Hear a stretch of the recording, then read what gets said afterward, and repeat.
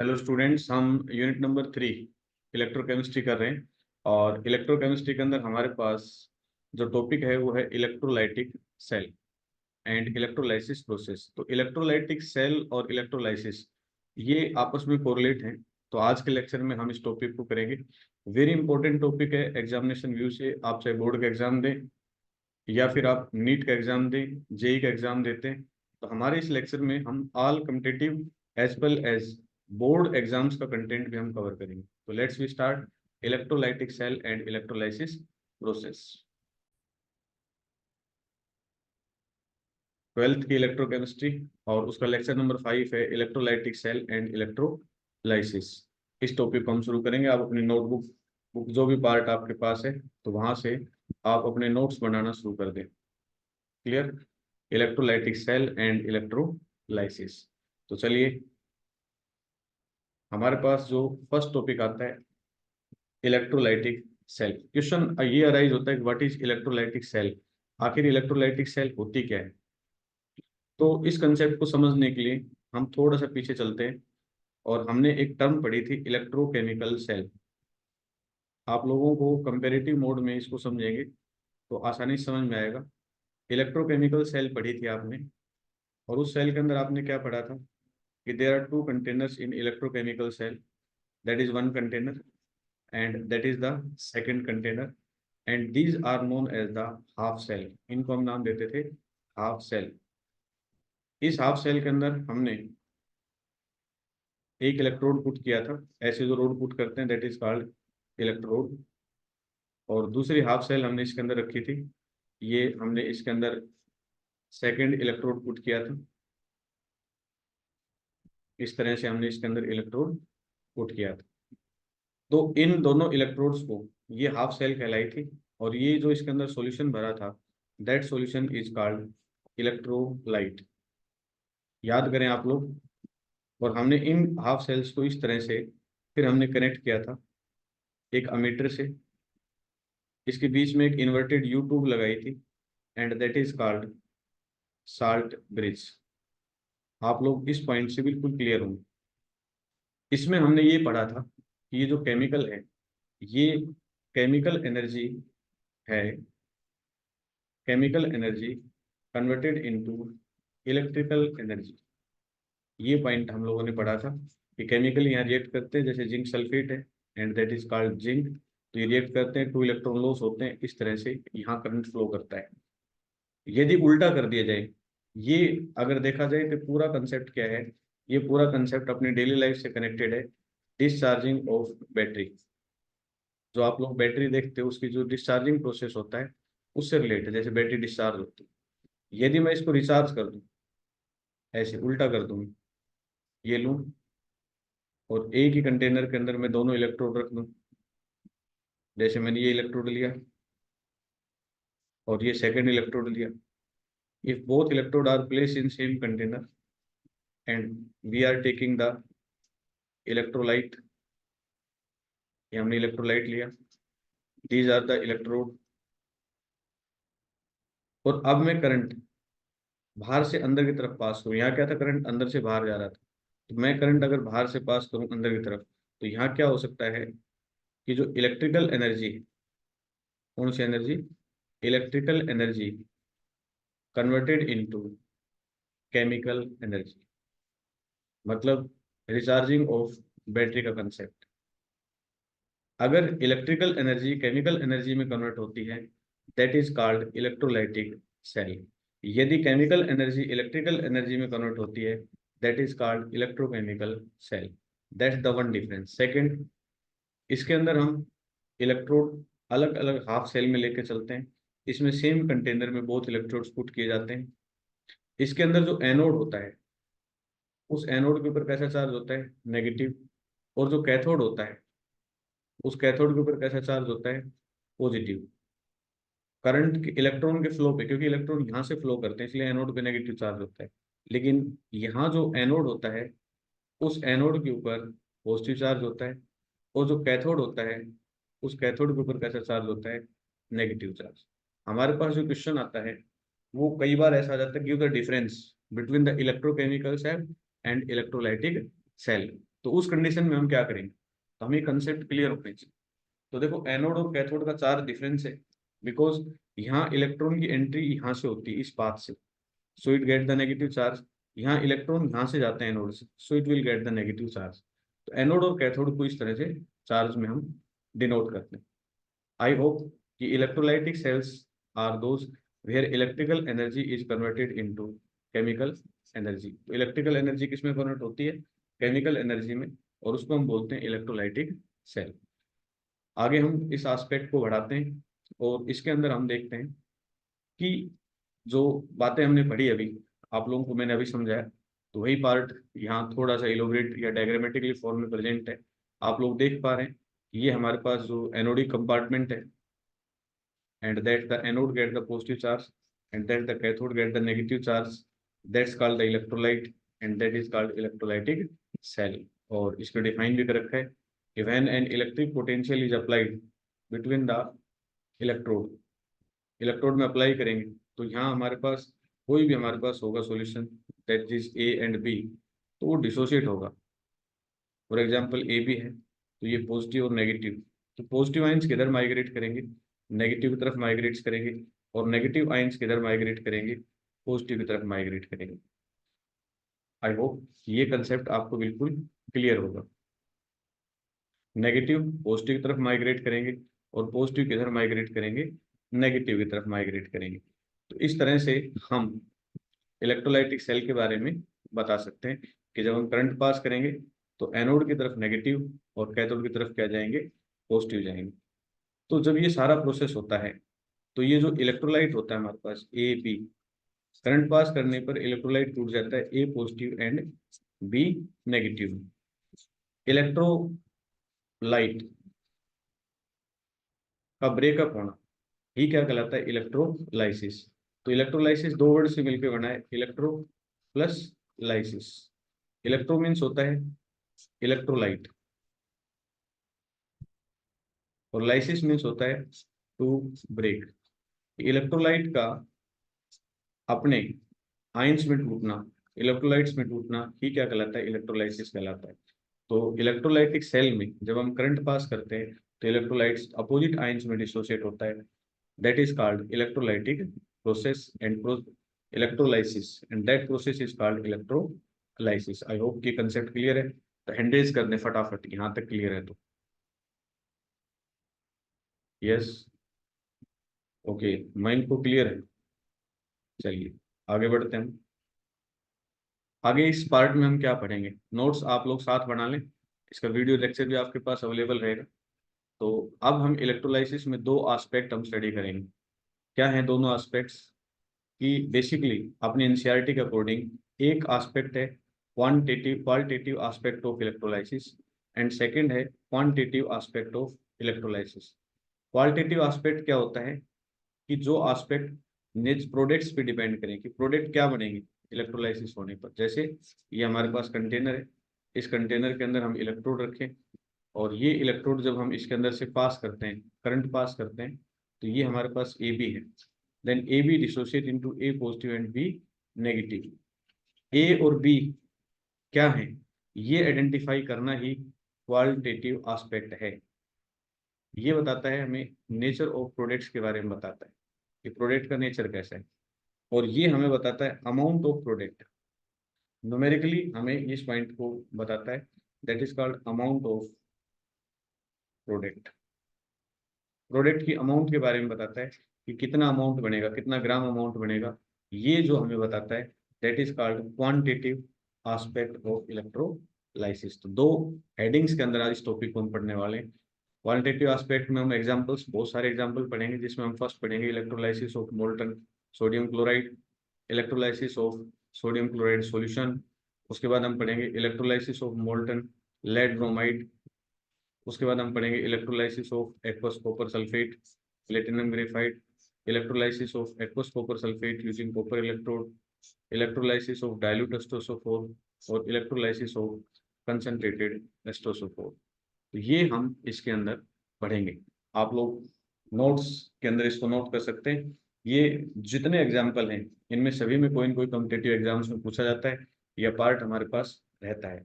तो चलिए इस पॉइंट पे आते हैं और आगे बढ़ते हैं।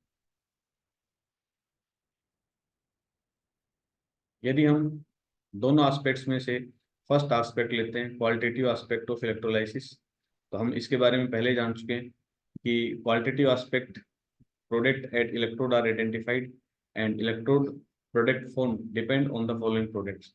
तो जो इलेक्ट्रोड के ऊपर जो प्रोडक्ट्स बनते हैं, एनोड पे क्या प्रोडक्ट बनेगा, कैथोड पे क्या प्रोडक्ट बनेगा, ये जो बताए that is called qualitative aspects.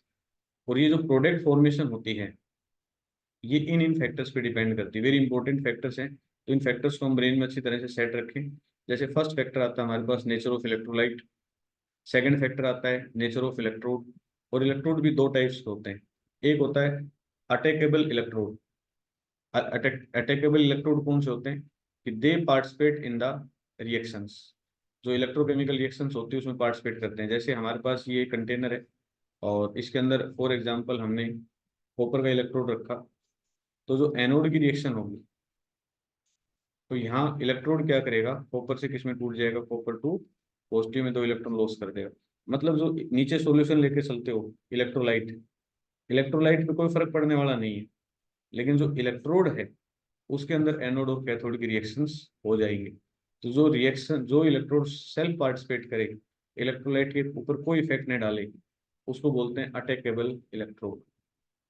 लेकिन कुछ ऐसे इलेक्ट्रोड भी मिलेंगे जो स्वयं पार्टिसिपेट नहीं करते और वो इलेक्ट्रोलाइट को ब्रेक कर देते हैं, इसको तोड़ देते हैं, तो उनको बोलते हैं नॉन अटैकेबल इलेक्ट्रोड। तो इलेक्ट्रोड में नॉन अटैकेबल में कौन कौन से आते हैं, प्लेटिनम आता है, ग्रेफाइट में आता है। और जो थर्ड एस्पेक्ट होता है वो होता है concentration of solutions. Fourth aspect होता है, फोर्थ फैक्टर जो होता है वो होता है nature of medium. There are the four factors, चार फैक्टर्स हमने इसके अंदर पढ़े जो कि हमें कहाँ किसको अफेक्ट करते हैं, जो प्रोडक्ट फॉर्मेशन होता है उसको अफेक्ट करते हैं। Nature of electrolyte, nature of electrode, उसके बाद हमने पढ़ा अटैकेबल इलेक्ट्रोड, उसके बाद non attackable electrode, concentration of electrolytic solution and nature of medium. ये एस्पेक्ट जो हमने पढ़े हैं ये आगे के करके डिस्कस करेंगे। इलेक्ट्रोलाइसिस इन molten state, very important example है। यदि आपकी कोई क्वेरीज या कोई पॉइंट है तो आप चैट बॉक्स में उसको रेज कर सकते हैं। और वेरी इंपॉर्टेंट पॉइंट, बहुत अच्छा एग्जाम्पल है, बार बार एग्जाम के अंदर यहाँ से क्वेश्चन पूछे जाते हैं, जनरल थ्योरी से थोड़ा हटके है। तो कहता है इलेक्ट्रोलाइसिस, और इलेक्ट्रोलाइसिस हम पढ़ेंगे और किस स्टेट में पढ़ेंगे, मोल्टन स्टेट। मोल्टन का मतलब होता है कोई भी मेटल अपनी पिघली हुई अवस्था में, डिजोल्व नहीं किया उसको हमने, वो मोल्टन स्टेट में पिघली हुई, उसको गर्म कर दें तो मोल्ट हो जाती है। तो उसके अंदर हम इलेक्ट्रोलाइसिस के कंसेप्ट को हम स्टडी करेंगे। तो क्या क्या कंसेप्ट हैं ये देखिए। फर्स्ट एग्जांपल आता है हमारे पास electrolysis of molten sodium chloride. Sodium chloride का इलेक्ट्रोलाइसिस हम करेंगे। तो NaCl जो मोल्टन स्टेट में होता है तो किस में डिसोसिएट होता है, Na positive and Cl negative. अगर ये ऐसे डिसोसिएट हो गया तो हमारे पास रिएक्शंस कैसे होंगी, एनोड और कैथोड की। तो ये अगर हम ध्यान से देखें तो देखो इस एग्जाम्पल से हम देखें तो कैसे रिएक्शन हुई है, हुई किस तरह से, ये ऐसे हुई है। अगर हम डायग्रामेटिकली इस पॉइंट को देखें तो ये हमारे पास एक इलेक्ट्रोलाइटिक सेल है।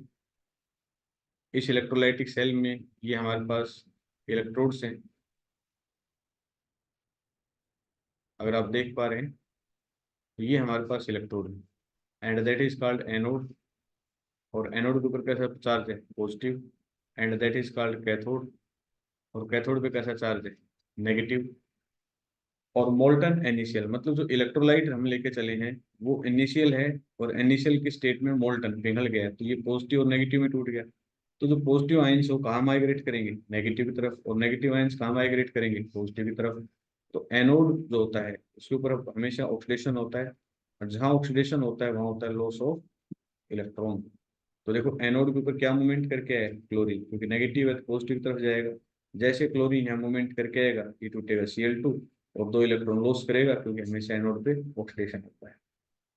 ऐसे जब हम कैथोड पे चलते हैं तो कैथोड पे सोडियम मूव करके जाएगा और रिडक्शन होता है, और रिडक्शन में हमेशा क्या होता है, गेन ऑफ इलेक्ट्रॉन। तो ये सोडियम तुरंत इलेक्ट्रॉन गेन करेगा और किस में बदलेगा, Na में। अब आप कहोगे सर ये 2 क्यों लगाया, क्योंकि हमें ओवरऑल रिएक्शन निकालनी थी, इलेक्ट्रॉन बैलेंस करने थे, तो ये इससे कैंसिल हो जाएगा और हमारे पास क्या आएगा, 2Na positive plus 2Cl negative. और हमारे पास क्या बना, 2Na जो कि सॉलिड फॉर्म में बना, और Cl2 जो कि किस फॉर्म में बना, गैसियस। तो ये जो सोडियम जो सॉलिड फॉर्म में आप देख पा रहे हो, एक्चुअल में सोडियम यहाँ इसके ऊपर डिपोजिट हो जाता है इसमें, और इसीलिए इसको हम सोडियम क्या बोलते हैं, सॉलिड फॉर्म। और जो क्लोरीन गैस है वो यहाँ आएगी, और क्लोरीन गैस यहाँ क्या हो जाती है, लिबरेट हो जाती है। तो हमारे पास ऑब्जेक्टिव क्वेश्चन बनता है कई बार कि NaCl, मोल्टन NaCl की इलेक्ट्रोलाइसिस करने पर एनोड और कैथोड के क्या प्रोडक्ट बनेंगे, what are the products of anode and cathode, क्या प्रोडक्ट बनेंगे। तो ये अगर हमें पता करना हो तो उस टाइम पे हमें इस रिएक्शंस का पता होना बहुत जरूरी है। इस तरह से एक एग्जांपल हम समझ पाएंगे। यहाँ किसी बच्चे को कोई डाउट है तो बताइए, क्लियर है तो हैंड रेज कीजिए, फिर हम अगले एग्जांपल पे चलते हैं। आप साथ साथ नोट कर सकते हैं, नोट्स बना लें इसके। ओके, अब हम एग्जांपल सेकंड लेते हैं। सेकंड एग्जांपल हमने लिया लेड ब्रोमाइड का लिया है, और सेम लेड ब्रोमाइड को भी जब हम हीट मोल्टन में स्टेट में लेके आते हैं तो lead to positive, Br negative, positive negative की तरफ और नेगेटिव पॉजिटिव की तरफ। तो यहाँ एनोड की रिएक्शन ऐसे होंगी, नेगेटिव एनोड की तरफ जाएगा, इलेक्ट्रॉन लॉस करेगा, और कैथोड के ऊपर ये 2 इलेक्ट्रॉन गेन करेगा और इसमें कन्वर्ट हो जाएगा। तो ये ब्रोमीन यहाँ लिक्विड स्टेट में आता है, और सॉलिड लेड किस में हो जाता है, सॉलिड स्टेट के अंदर। तो ये दोनों एग्जाम्पल आपको इलेक्ट्रोलाइसिस के क्लियर हो गए होंगे। क्लियर, तो ये दोनों एग्जाम्पल नोट कर लें, काफी इंपॉर्टेंट है। चलिए नेक्स्ट एग्जाम्पल पे चलते हैं हम। नेक्स्ट एग्जाम्पल हमारे पास है ये, कहता है अब हम, पहले हमने इलेक्ट्रोलाइसिस किया था मोल्टन स्टेट में, वहां सिंगल एक ही इलेक्ट्रोलाइट था। लेकिन कहता है अब हम इलेक्ट्रोलाइसिस किस में करेंगे, एक्वस सॉल्यूशन में। मतलब हमारे पास इलेक्ट्रोलाइट तो होगा, इलेक्ट्रोलाइटिक सेल में इलेक्ट्रोलाइट तो होगा, वाटर ऑलरेडी मौजूद होगा वहाँ पहले से ही, और उसके बाद हम कुछ लेके चलेंगे। उसके बाद मान लीजिए हमने ए भी लेके चले, तो यहाँ 2 इलेक्ट्रोलाइट वर्क करेंगे। वाटर किस में डिसोसिएट होगा, H positive and OH negative में, और ए बी किस में डिसोसिएट होगा, A positive and B negative में। तो ये हमारे पास एनोड है, ये हमारे पास क्या है, कैथोड। एनोड के ऊपर पॉजिटिव चार्ज, कैथोड के ऊपर नेगेटिव चार्ज। तो ये जो पॉजिटिव चार्जेड बॉडी है, इस तरफ ये दोनों नेगेटिव आयंस क्या करेंगे, मूवमेंट कर जाएंगे। और यहाँ जो नेगेटिव चार्जेड बॉडी है, इसके तरफ कौन मूवमेंट कर जाएगा, पॉजिटिव आयंस मूवमेंट कर जाएंगे। तो ये अब 2 आयंस हो गए, इससे पहले क्या था, सिंगल सिंगल आयंस का केस था। तो हमारे पास ये एस्पेक्ट बनेगा कि भाई कैथोड पे क्या रिएक्शन होगी, कैथोड की तरफ क्या जाएंगे, कटायन जाएंगे, और साथ में क्या जाएगा, वाटर मोलिक्यूल जाएगा। एनोड पे क्या जाएंगे, अनायन जाएंगे, और साथ में क्या जाएगा, वाटर मोलिक्यूल्स जाएगा। तो चलिए इस कंसेप्ट को और आगे डेप्थ में देखते हैं। कहता है कटायन, कैथोड पे कटायन जाएंगे तो कौन कौन से कटायन जाएंगे। तो आप लोगों ने एक सीरीज पढ़ी थी, that is called electrochemical series, ECS। उसके अंदर आप लोगों ने देखा कि ये सभी आयंस जो हैं इसके अंदर मूवमेंट, ये आयंस जो हैं कटायन, ये मूवमेंट करके जाएंगे कैथोड की तरफ। तो ये जो कटायंस जो मैंने रखे हुए हैं यहाँ, ये कटायंस किस तरह से रखे हैं मैंने, ये कटायंस रखे हैं उनके डिस्चार्ज पोटेंशियल के अकॉर्डिंग। अब ये शब्द आया है आपके सामने, डिस्चार्ज पोटेंशियल। ये डिस्चार्ज पोटेंशियल क्या होता है, तो जैसे कोई इलेक्ट्रोलाइटिक सॉल्यूशन में जब आप इलेक्ट्रोड रखते हो ऐसे, तो ये जो आयंस होता है ये मूवमेंट करके और यहाँ जाके डिस्चार्ज हो जाता है, या तो इलेक्ट्रॉन लॉस करता है या फिर क्या करता है, गेन करता है। तो यहाँ अपने आप को डिस्चार्ज कर लेता है। तो ये वो पोटेंशियल जो किसी कटायन या अनायन को डिस्चार्ज होने में हेल्प करे, वो उसका डिस्चार्ज पोटेंशियल कहलाता है। तो देखा जाए तो इनमें इसका सबसे ज्यादा डिस्चार्ज पोटेंशियल है, फिर कम, फिर कम, फिर कम, ऐसे रखते चले गए हम। तो ये डिस्चार्ज पोटेंशियल के अकॉर्डिंग हमने कटायंस को रखा है। अब तुम कहोगे सर ये याद कैसे रखें हम, भाई डिस्चार्ज पोटेंशियल के अकॉर्डिंग आपने अरेंज तो कर दी, तो हम याद वैसे रखेंगे जैसे हमने पीछे इनको याद रखा था। किस तरह से, जो हमारे पास डायलॉग थे, जो हमने पीछे जो डायलॉग लिखे थे ECS के, वही डायलॉग्स हम लेंगे। तो देखिए कौन कौन से थे, ध्यान हो। अली महान जानकर फेंके सीडी कोई, aluminium manganese zinc chromium iron cadmium cobalt. और ये मैंने डायलॉग आप लोगों को बताया था, नीचे सुनो प्रभात है कौन आए होंगे। ये वही एलिमेंट्स हैं जो मैंने पीछे ECS में सीरीज बनवाई थी। आगे ब्रह्मानंद पंडित कलावती सोना लाई फ्री में, तो ये हमने ECS में सीरीज बनाई थी, और उस सीरीज से ही हमने इन एलिमेंट्स को किया था। ध्यान होगा आपको अच्छी तरह से, तो उससे हम याद रखेंगे। अब आता है हमारे पास एनोड। एनोड के ऊपर अनाइन आएंगे, साथ में वाटर मॉलिक्यूल आएगा। तो बेसिक जो अनाइन हमारे +2 क्लास में है वो है fluorine, sulphate, nitrate, H2O, chloride, bromide और आयोडाइड। ये आयंस हमारे पास आते हैं। और ये अरेंज जो हमने कर रखे हैं डिस्चार्ज पोटेंशियल के अकॉर्डिंग अरेंज है। इसका डिस्चार्ज पोटेंशियल सबसे ज्यादा है, फिर इसका कम कम कम और इस तरह से आते हैं। इनको याद कैसे रखेंगे? इनको हम याद रखने के लिए एक ट्रिक लेते हैं और उस ट्रिक से याद रख सकते हैं। और वो ट्रिक क्या है हमारे पास? वो ट्रिक है कि फ्लोराइड सोना नहीं, फ्लोराइड सोना नहीं, मतलब सोना, सोना नहीं। बारिश में, बारिश में कल बारात आएगी, बारात आएगी। क्लियर है? कि कहता है कि फ्लोराइड जो है उसकी शादी है, फ्लोराइड की क्या है? शादी है। सोना नहीं, सोने के लिए मना कर रहा है उसको, सो मत जाना, सोना नहीं, सोना नहीं। क्लियर हो गया? बारिश में, तो जो बारिश है उसमें क्या होगा? कल, कल क्या है? बारात आएगी, बारात, बारात आएगी, आएगी, आयोडीन। तो आई थिंक ये आपको इस सीक्वेंस में याद रखना है।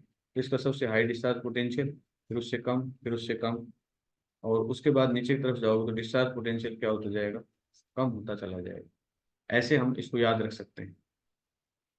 इसको नोट कर लें आप लोग, और फिर हम आगे इस पॉइंट पे बढ़ते हैं।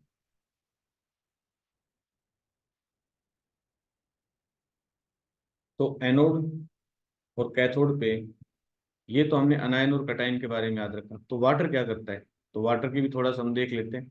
स्टैंडर्ड पॉइंट्स हैं कुछ वाटर के। क्या है पॉइंट?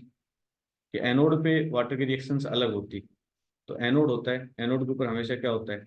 ऑक्सीडेशन। और कैथोड होता है, उस पर क्या होता है? रिडक्शन। तो रिडक्शन में क्या होता है? Gain of electron. और ऑक्सीडेशन में क्या होता है? Loss of electron. तो यदि वाटर की रिएक्शन एनोड पे होती है तो ये इलेक्ट्रॉन लॉस करेगा और ये टूटेगा O2 + 4H में। और उस टाइम पे इसका ऑक्सीडेशन पोटेंशियल होगा -1.23 वोल्ट। याद रखेंगे, न्यूमेरिकल वैल्यू काम आएगी।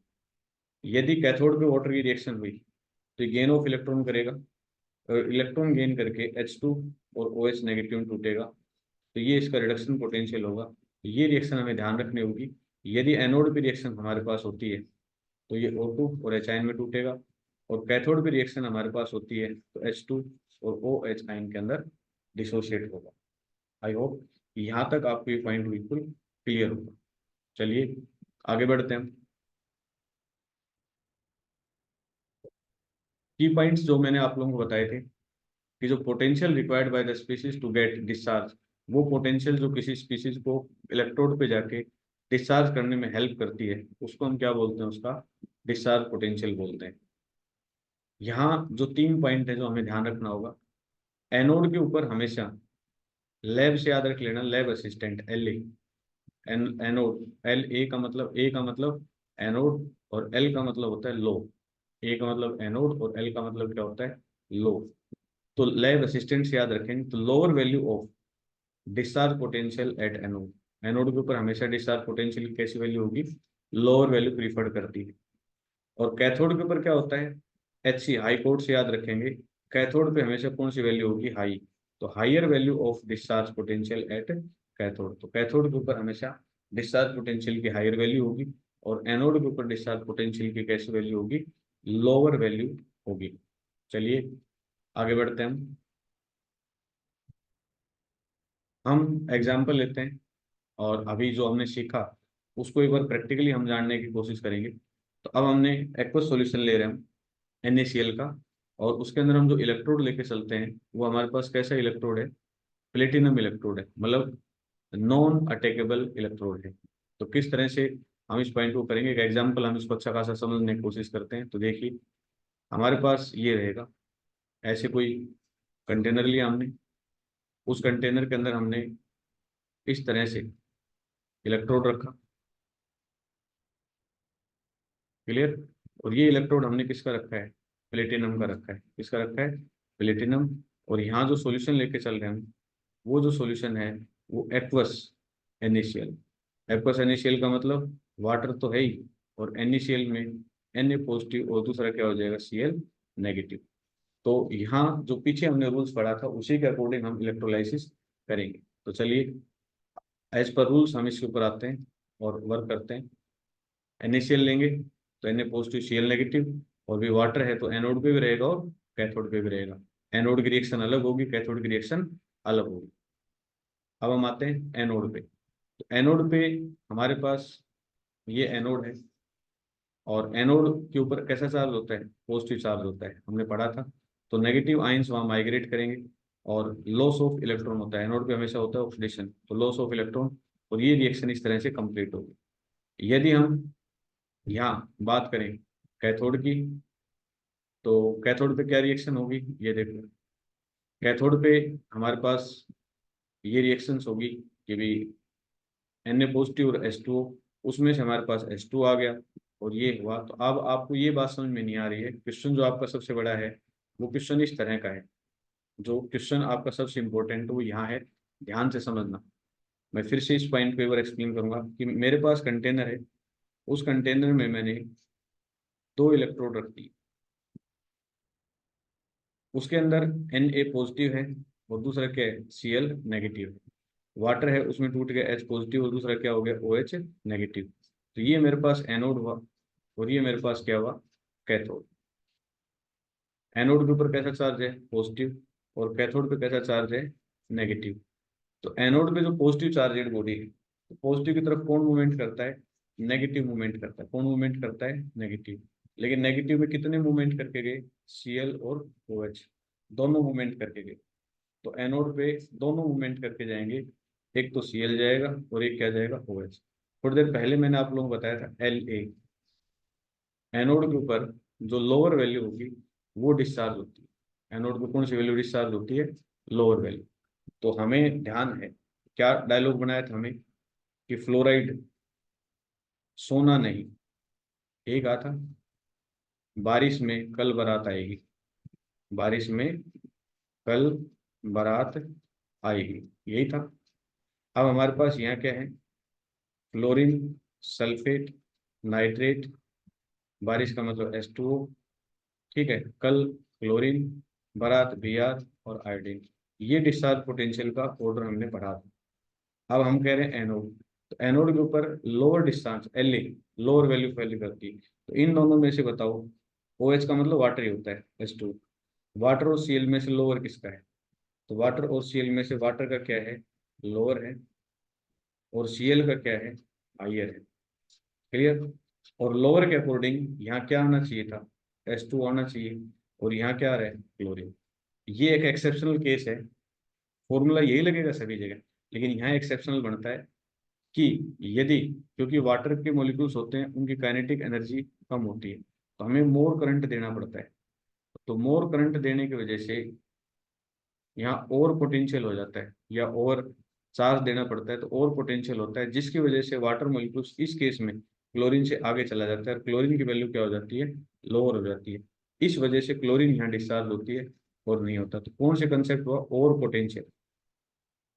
और पोटेंशियल की वजह से यहाँ वाटर आगे चला जाएगा, क्लोरीन कहाँ जाएगी, पीछे आ जाएगी। सिर्फ इसी केस में, खास तौर पे क्लोरीन और वाटर वाले केस में फॉर्मूला लगेगा। अब आ जाते हैं कैथोड। कैथोड के ऊपर कौन सा माइग्रेट करके आएंगे, पॉजिटिव आयन बॉडी माइग्रेट करके आएगी। और कैथोड में मैंने बताया था He हाई कोर्ट। तो देखो यहाँ देखो, ये डिस्चार्ज पोटेंशियल हाइयर है, ऐसे मैंने बताया था सभी के। अब इसमें H मतलब हाइयर, तो दो मूवमेंट कर गए, सोडियम और वाटर। H पॉजिटिव मतलब वाटर। अब देखो सोडियम कहाँ है, ये सोडियम रहा, और वाटर कहाँ है, ये वाटर रहा। अब बताओ इसमें से हाइयर कौन सा है, सोडियम तो लोअर है, क्योंकि ये वैल्यू मैंने कहा इस तरह से अरेंज है। तो सोडियम वाटर क्या हो गया हाइयर, और सोडियम क्या हो गया यहाँ लोअर। इस वजह से इस कैथोड के ऊपर क्या आएगा, वाटर मॉलिक्यूल्स माइग्रेट करके आएंगे। और जब कैथोड के ऊपर क्या होता है, एनोड पे ऑक्सीडेशन होता है, तो कैथोड पे क्या होता है, रिडक्शन। और रिडक्शन मीन्स क्या होता है, गेन ऑफ इलेक्ट्रॉन, बताई थी रिएक्शन, और ये इसके अंदर टूट जाएगा। आई होप यहाँ तक कंसेप्ट आपको क्लियर है। तो हैंड रेज कर दें फटाफट, हैंड रेज कर दें यदि ये कंसेप्ट आपको क्लियर है।